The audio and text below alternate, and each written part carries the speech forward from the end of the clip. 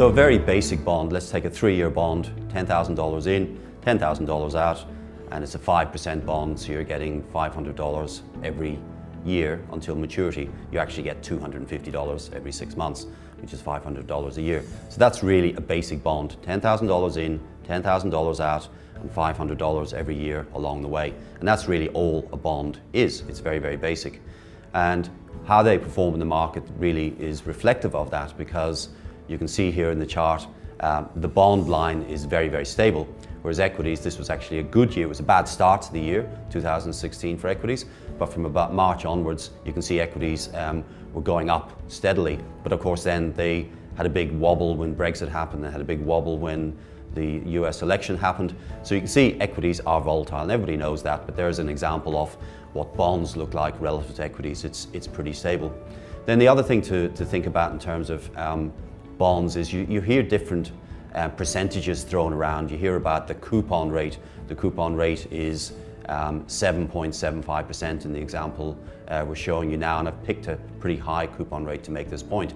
And then you hear about yield to maturity and running yield and all these different things.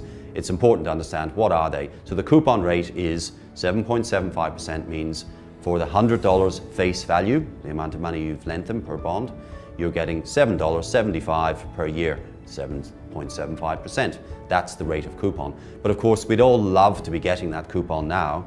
And the fact is that you do not get 7.75% from any investment these days. So the price of the bond goes up. So there's obviously a market price of the bond. And if the market price in this example was around $120, if you divide your $7.75 by your $120 price you pay for, you get something called the running yield. And the running yield in this example is over 6%.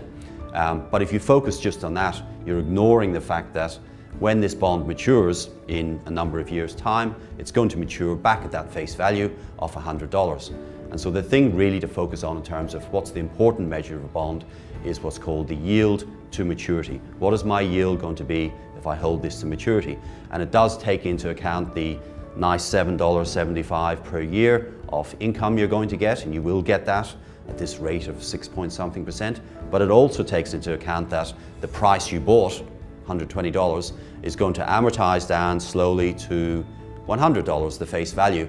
And you put those coupons together with that principal back at maturity, and you get the yield to maturity. And that is the important measure to focus on. Don't focus on the coupon rate.